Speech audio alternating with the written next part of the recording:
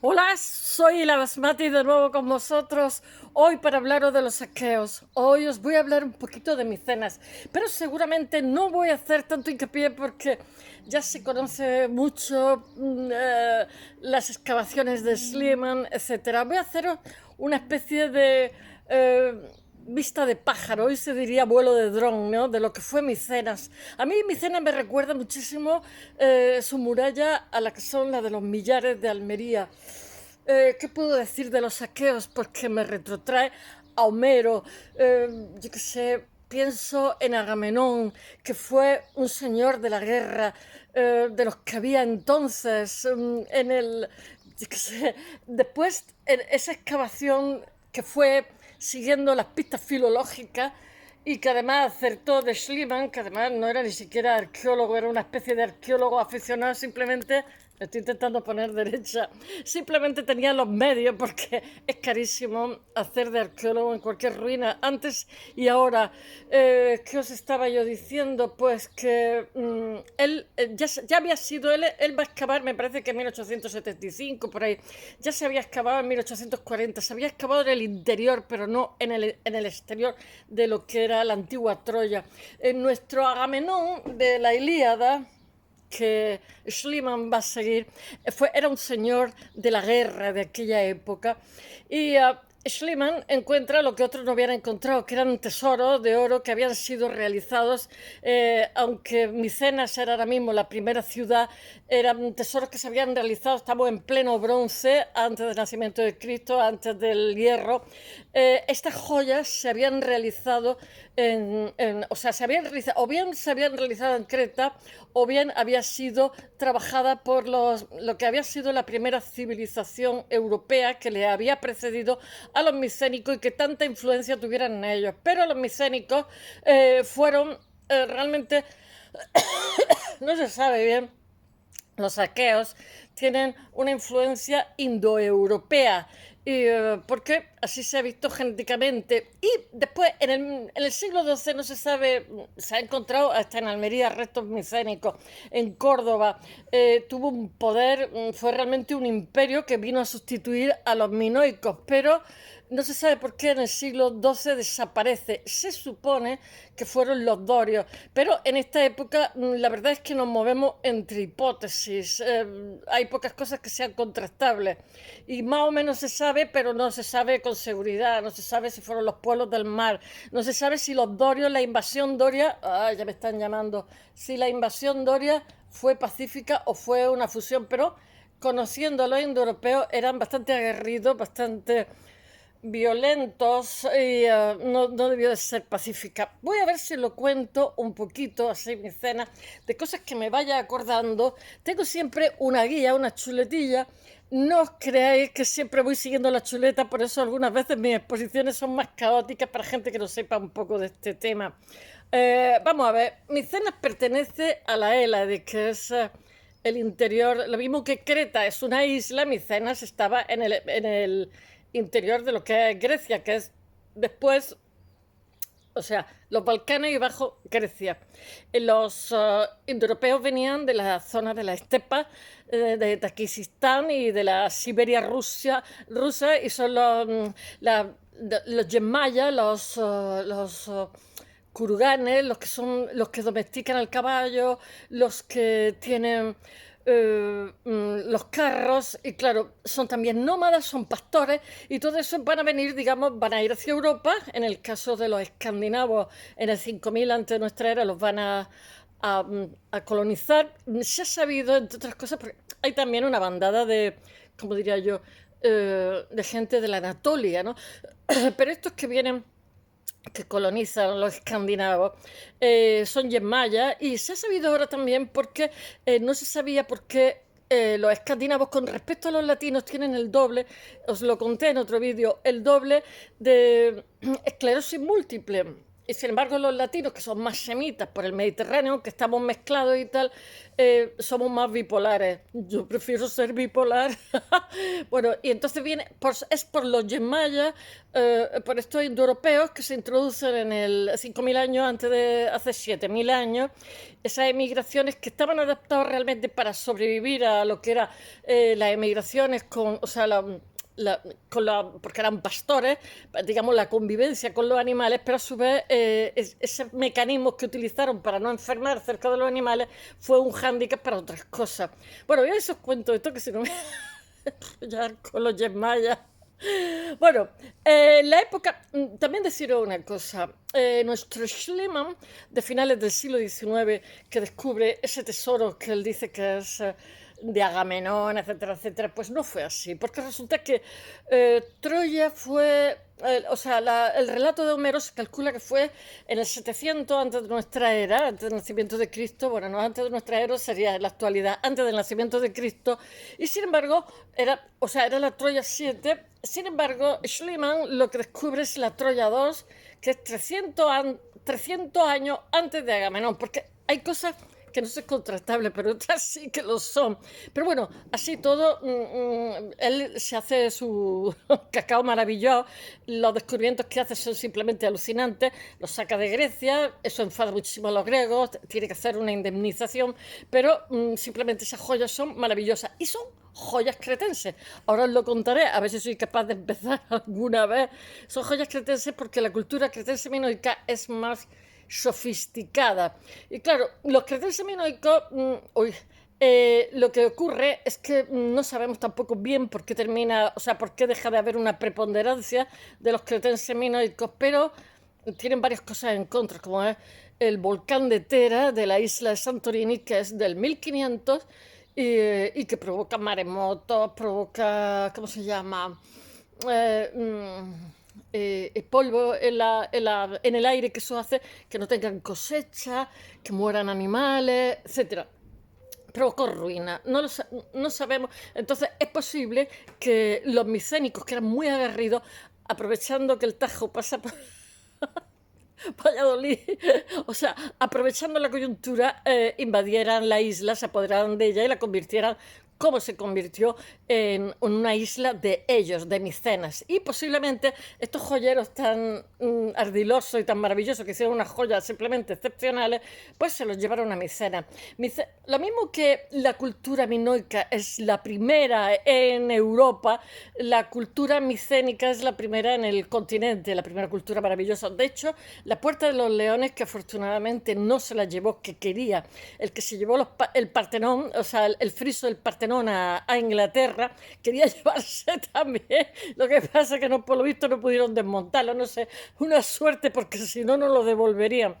Esta Puerta de los Leones es una puerta antiquísima con unos sillares que son ciclópeos gigantescos. Y bueno, voy a ver si os cuento un poquito lo que es el mito de estos aqueos. Solamente recordar que quien haya leído a Homero, que Agamenón era el general que organiza todo contra Troya, o sea, la revenge, la venganza, ¿no? Y contra Troya, entonces lleva 1.000 naves, eso dice Homero. No lo sabremos nunca porque no estuvimos allí. Troya realmente, lo que pasa ahora mismo en Turquía, compra tierra allí, por eso puede tranquilamente excavar, está en su tierra. Como si o sea, en aquella época no existía una legislación que protegiera toda esta barbarie, ¿no? Pero en fin, ¿qué es lo que estaba yo contando? Ah, sí, Homero. No, pues de alguna forma la Ilíada y la Odisea, ya lo de menos es que, por ejemplo, a Ulises lo ponen en el puesto 19. O sea, no está en el top de los luchadores cuando los está describiendo, ¿no? Eso me gusta porque le da un carácter humano. O sea, Ulises tenía otras cosas en la cabeza que ser ahí el héroe. Después es súper interesante porque esta gente que han sido líderes en la batalla, que son los triunfadores, cuando vuelven a casa son los perdedores, son seres humanos que les pasa de todo. Pues a Agamenón, cuando vuelve a casa, pues Clitemnestra pues se ha enrollado con el primo de él, que no me acuerdo cómo se llama, y pues son amantes, y la verdad es que llevaban 10 años fuera Agamenón, o sea, Y bueno, y lo que pasa es que ordena un asesinato de Agamenón, que es el gran triunfador, que es el señor de la batalla con honores, con distinciones y tal. Después, en su fuero interno, lo que nos está describiendo Homero es que es un ser humano que ha sido traicionado y después la gente, eso se cuenta, pero por lo visto hay algo de verdad, porque hay dos tumbas. Cuando murieron los amantes, los enterraron fuera, ¿no? O sea, les hicieron los honores, pero dijeron, fuera de nosotros, habéis sido unos traidores y unos malvados. Y hay dos tumbas fuera de lo que son las murallas de Troya, que se suponen, pues claro, antes se pensaba que Homero, pues bueno, había hecho una novelilla que se la había inventado, en fin, etcétera, etcétera. ¿No? Pero después se vio que realmente siguiendo las pautas filológicas fueron una orientación para encontrar el tesoro, que llaman el tesoro de Agamenón, pero que no era Agamenón, porque es de un bronce, del esplendor de un bronce del Mediterráneo, que de Troya, pero que no, todavía no era Troya, era 300 años antes. Bueno, voy a ver si lo cuento un poquito, porque estoy haciendo aquí a los aqueos un retrato, un relato. Vamos a ver, en la época de la guerra de Troya hay ciudades como por ejemplo Argos, Pilos, Micenas, que realmente comercian con todo el Mediterráneo. Ya sabéis que en Grecia las polei, que sobre todo son a partir del año 1000, son bastante independientes entre ellas y no podemos hablar como hablaríamos de un país ni de eso, sino más bien como una especie de confederación que en un momento dado se unían para un enemigo común, pero que entre ellas también tenían sus mosqueos y sus luchas, etcétera. Y ellas se relacionaban en pie de igualdad, de igualdad con los grandes soberanos del Próximo Oriente, pues como por ejemplo los mitanos, ¿no? Los hijos de los micénicos los mandaban a entrenar con los mitanos. Bueno, recordaba en el... Esto, lo que pasa es que están como recortadas en el horizonte, en lo alto de una colina escarpada. Si veis, todo esto lo voy a poner en el blog, porque muchas veces me preguntáis que por qué no pongo fotos. Hijo mío, si hago uno o dos vídeos al día y tengo que hacer una producción con un teléfono viejo, yo no sé qué sería de mí.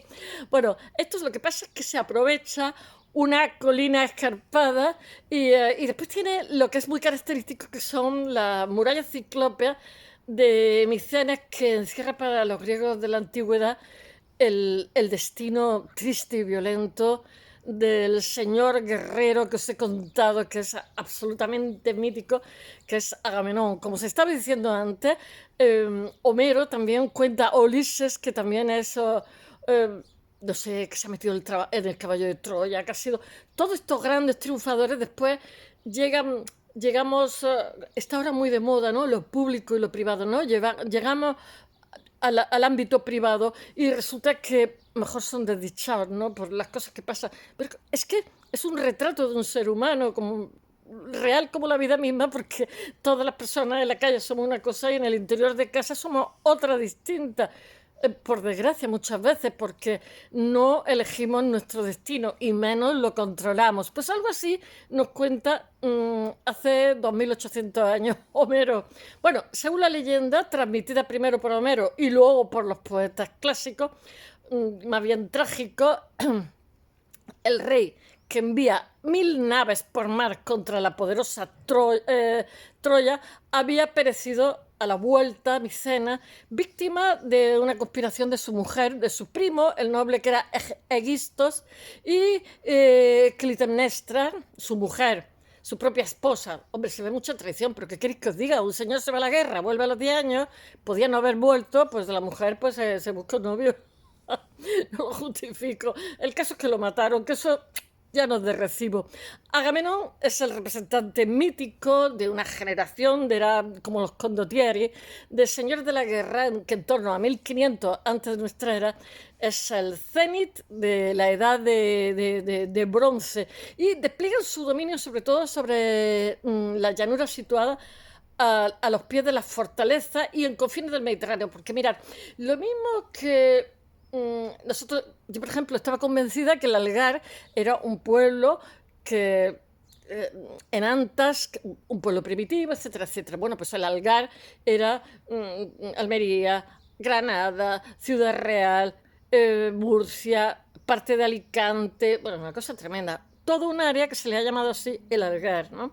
Y que es posterior a los millares, o sea, he hablado ya muchas veces, bueno, me refiero, hay todo un área de influencia. Pues estos, aunque Micenas es la ciudad, hay todo un área de influencia de toda una época que estamos en el bronce oriental, del Mediterráneo oriental. Entonces, aparte de Micenas, es toda una área de influencia que van a tener un comercio muy activo con todo lo que hay en el Mediterráneo, como se ha visto después en 3 o 4 barcos que se han encontrado, como se ha dicho muchas veces, el Urumburún, etcétera, que estaban, que posiblemente no venían de Micenas, pero sí que iban a Micenas cargados, pues yo qué sé, con huevos de avestruz, con colmillos de elefante, con montones de cosas, y eso es lo que nos muestra, porque siempre pensamos que hemos sido educados en una progresión ascendente, ¿no?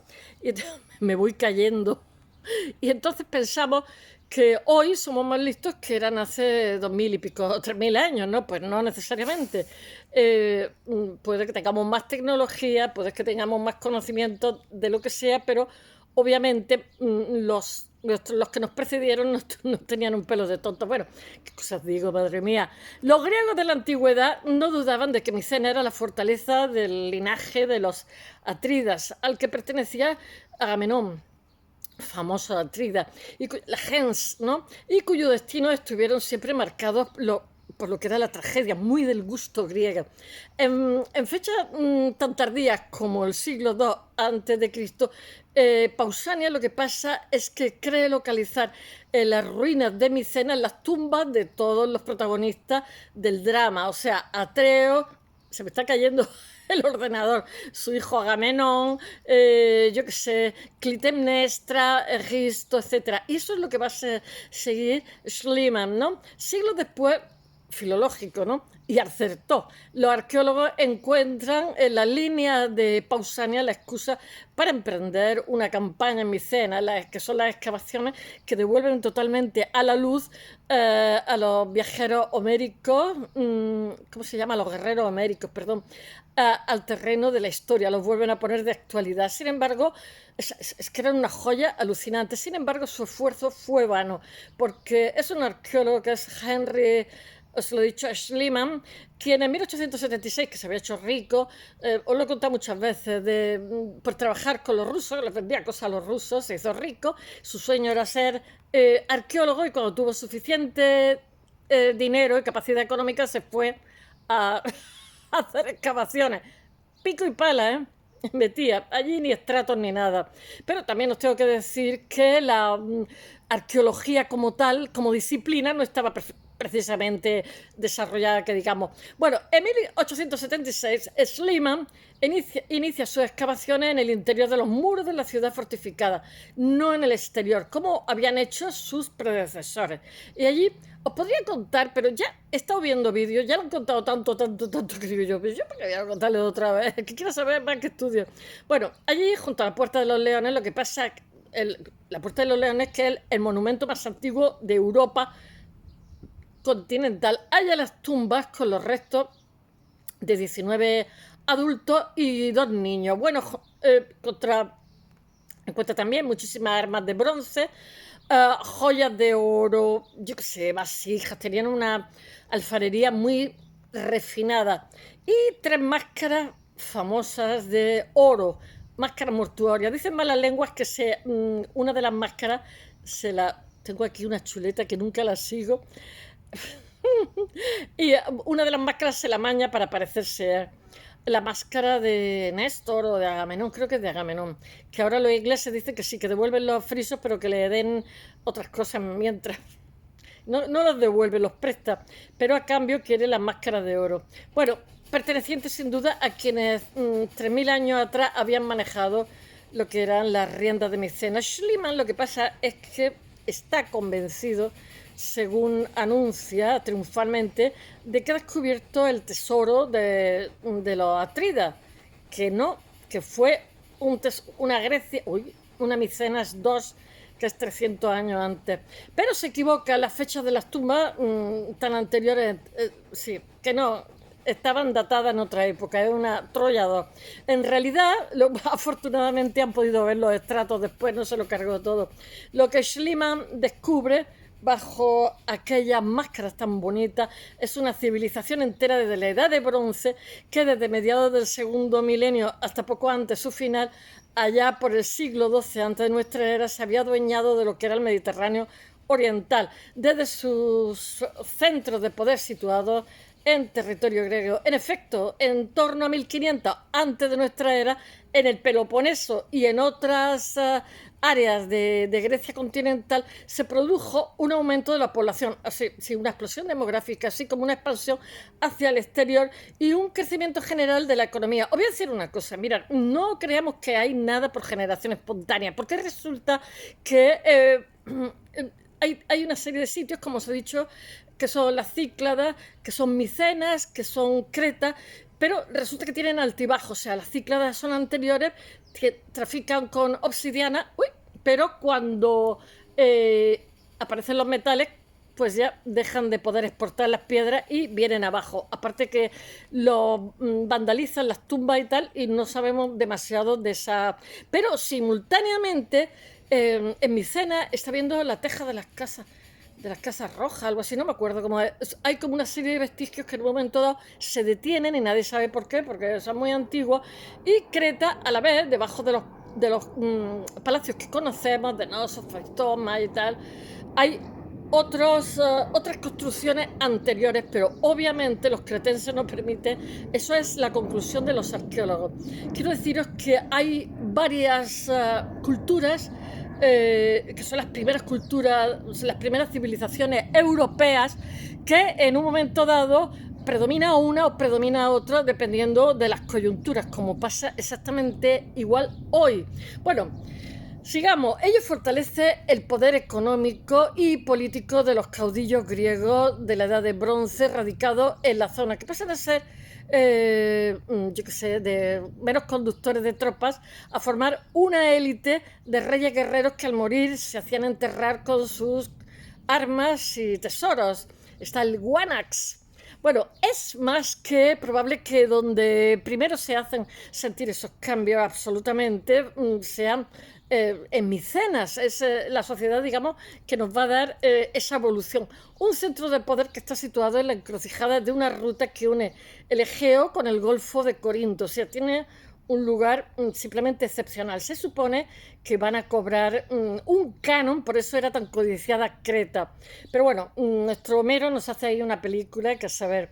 Bueno, pero Micenas no fue, era codiciada, era un lugar pujante que cobraba un canon por pasar los barcos por ahí, y eso lo codiciaba cualquiera. Bueno, pero Micenas no fue la única. Está Pilos, Tiro, Tirinto, Argos, yo qué sé, Atenas o Tebas, y se constituyen también en comunidades, como os he dicho, que simultáneamente ya hay un desarrollo, comunidades independientes que gravitan en torno a ciudades fortificadas, cuya fortificación se parece muchísimo a los millares, que es anterior, y están gobernadas por un rey que se le llama Wanax. Me encanta eso de Wanax. Los palacios de todas estas ciudades, os he dicho que el lineal B ya se habla aquí, que hay una mezcla, que son gente que han venido de todos sitios, sobre todo del norte de Europa. Están los que han venido de Creta, los del norte de Europa, los de la Anatolia, y entonces va a haber ya un protogriego, porque realmente lo que se habla con anterioridad es anterior a lo preindoeuropeo. Bueno, y entonces lo que pasa es que estas áreas de poder ejercen un poder, sí, nunca mejor dicho, sobre, digamos, sobre un área.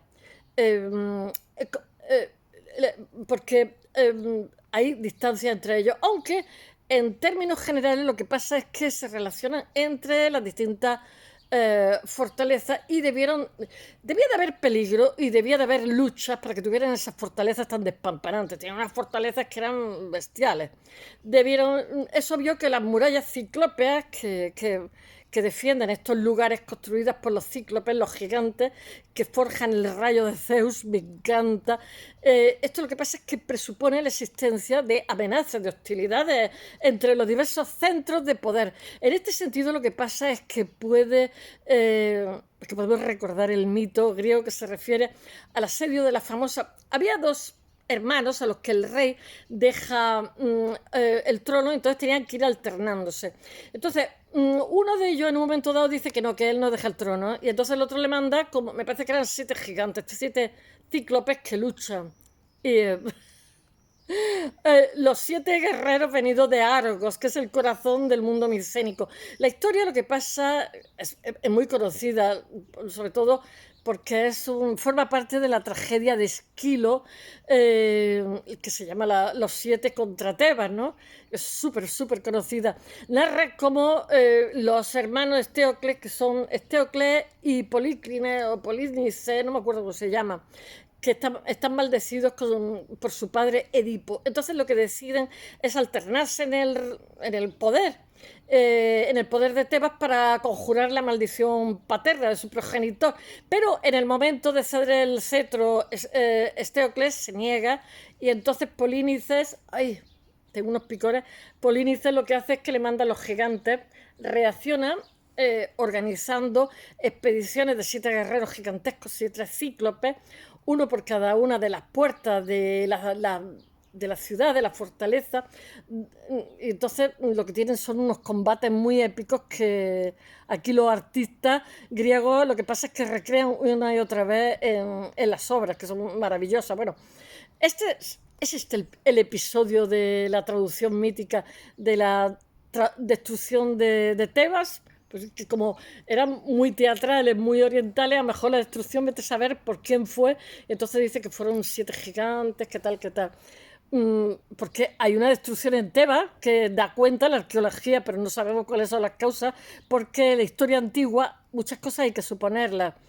La suerte es que, por ejemplo, en el caso de los egipcios, ellos generan un inventario de lo cual nos enteramos que tienen relaciones con el reino Mitanni, etcétera, etcétera. Bueno, a pesar de que desconocemos las causas reales que llevan al incendio y destrucción de uno de los enclaves más poderosos micénicos, sí que se puede concluir que eran de los dos centros de poder, serían Tebas y la vecina Orcómenos, podían generar enfrentamientos entre ellas, enfrentamientos armados, aunque también es verosímil, no sabemos, plantear las luchas de poder entre príncipes de diversas familias para conseguir el cetro de poder. Bueno, vamos a ver, volviendo a las tumbas, que si no me voy a enrollar, que descubre Schliemann.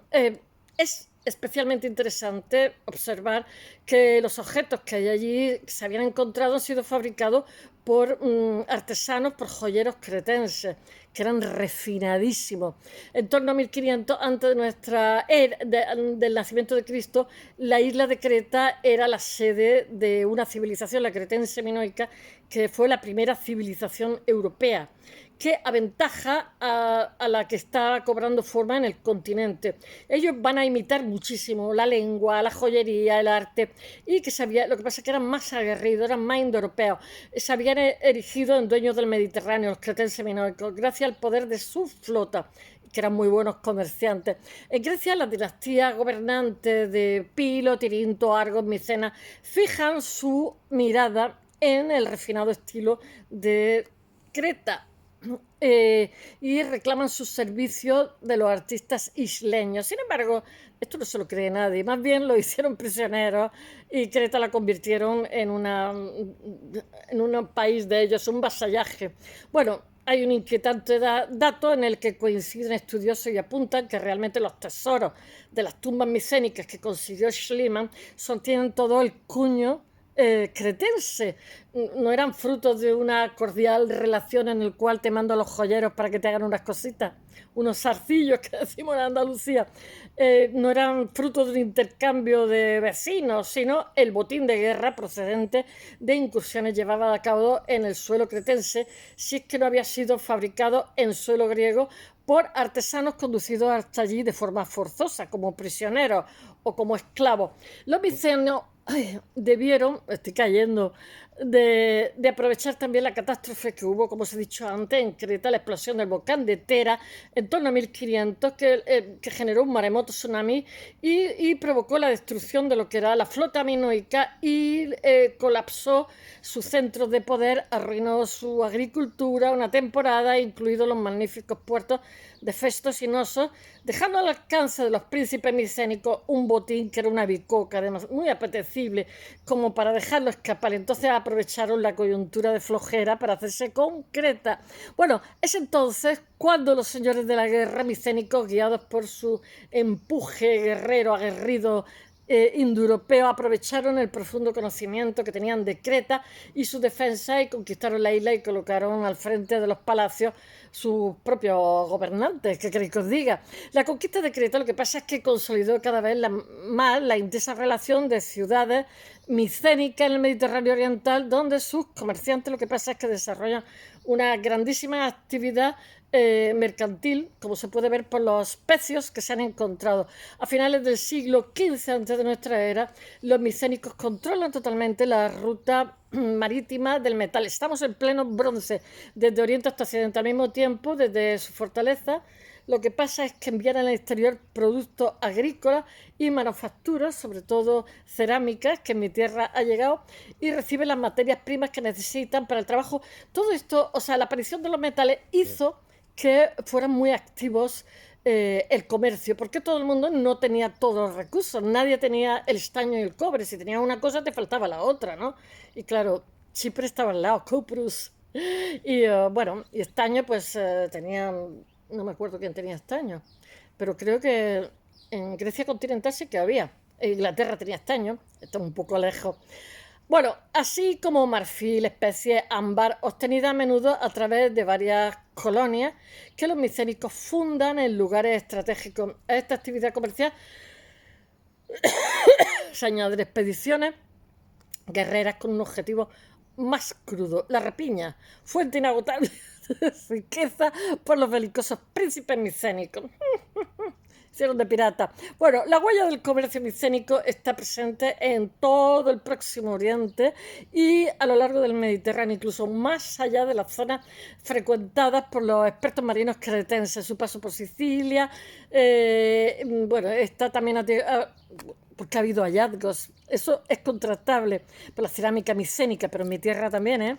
Por su parte, Cerdeña tuvo especial importancia debido a sus minas de cobre, ya hay cobre ahí, materias que se llevan a costas de la península ibérica. Allí en los yacimientos de Cuesta del Negro, que está en Córdoba, El Oficio, que está en Almería, mi tierra, se han localizado muchísimas cuentas de pasta, de vidrio, piezas de, ¿cómo se llama?, fayenza y punta de jabalina de factura claramente micénica. Se buscaban la vida bien. Los micénicos llegan incluso a trabajar con un contacto fluido con Europa septentrional y central, principalmente, sobre todo con Cornualles, es que los ingleses tenían estaño y tal vez Bohemia, cristal de Bohemia, con el fin de obtener estaño, que era un producto indispensable para fabricar la fabricación del bronce, de las espadas y hachas, etc. Por otra parte, se ha demostrado la existencia de colonias micénicas estables en varias islas del Egeo. Siempre con los cretenses pasó lo mismo, con Tera, etc. Siempre que predomina una potencia, acaba haciendo colonias alrededor, colonias económicas, etc. Así como un contacto permanente con enclaves con Egipto como un yacimiento vecino al Fayum y a Siria, Levante y Anatolia. A este respecto, nuestros conocimientos del tráfico comercial se basan fundamentalmente en los tres pecios, los tres barcos de la Edad de Bronce que fueron localizados en Turquía, en el Cabo de Gelidonia, el Urumburu y el Iria, en las costas de Turquía. Si bien ninguno de ellos, lo que pasa es que tiene visos de ser una nave micénica, no cabe duda de que las tres se dirigían a Micenas, porque era quien podían venderles las cosas. De todo ello, de todos los pecios que han aportado la información más reveladora, es el Urumburu, iba hasta arriba de cobre, de lingotes de cobre, donde eran sobre todo materias primas, yo qué sé, 300 lingotes de cobre llevaban, 25 kilos cada lingote, y era un barquillo de nada. pero también llevaban vidrio, madera, resina, montones de cosas. Bueno, entre los artículos que destacan, lingotes de vidrio, azul obsidiana, procedente de Egipto, tenían como destino los talleres micénicos o el marfil, que llevaban también de elefante, hipopótamo, que se hacían los cascos los soldados con ellos. Pobre hipopótamo y pobre elefante. Bueno, las ánforas, sí, se cargaron hipopótamos por todos sitios. Las ánforas contenían, yo qué sé, vino, fruta, montones de cosas. Yo qué sé, piñones de aceitunas, semillas, vid, yo qué sé, granada. Y llevaban también una resina de terebinto, que era muy apreciada. Pero el contacto con las ciudades midicénicas no solamente eran comerciales, sino también políticos, porque los grandes puertos orientales de Egipto y de Levante, como la del Umbrante Ugarit, que estaba en Siria, reciben la embajada de los príncipes micénicos, a la vez que guerreros y comerciantes de Micena. En los archivos siempre han estado vinculados el comercio, la diplomacia, incluso hoy. En los archivos, porque las embajadas, que son, aparte de espías, son también lugares donde se trajinan temas económicos. En los archivos encontrados en las ruinas de Atusa, de la antigua capital hitita, se hace referencia al poder militar llamado los Ajiyawa, que eran los aqueos, los micénicos, con los Acaoyoi, que son los aqueos, que es el nombre con que Homero denomina a los griegos micénicos que atacan Troya. Existe también misiva en el que el Tabarna, el rey de los hititas, saluda a su hermano, el rey de Kiwawa, anda que el nombre, lo que el lenguaje diplomático en la época significaba reconocerlo como un igual con el que se intercambian regalos. A mí esto se me va para arriba, para estrechar lazos de amistad, que significa intercambio de mercancía. Y bueno, y los griegos lo que pasa es que envían sus hijos al país de Ati, a los hititas, para que reciban adiestramiento militar, porque eran buenos guerreros en el manejo del carro, yo qué sé, de combate, en fin. Que lo que pasa es que los micénicos, que eran muy aguerridos, utilizan estas técnicas, digamos, para ampliar su territorio. Bueno, todo esto se ha visto, muchas cosas de las que estoy contando provienen de los versos de Homero, que llaman esto el soberano de Pilos, señor de carro de guerra. De forma sorprendente, a finales del siglo XII a.C., las poderosas ciudades, fortalezas micénicas quedan reducidas a ceniza, y no sabemos por qué, y escombros. Se supone que la invasión doria, que no fue nada tranquila. Bueno, espero que os haya gustado y hasta mañana. Bye.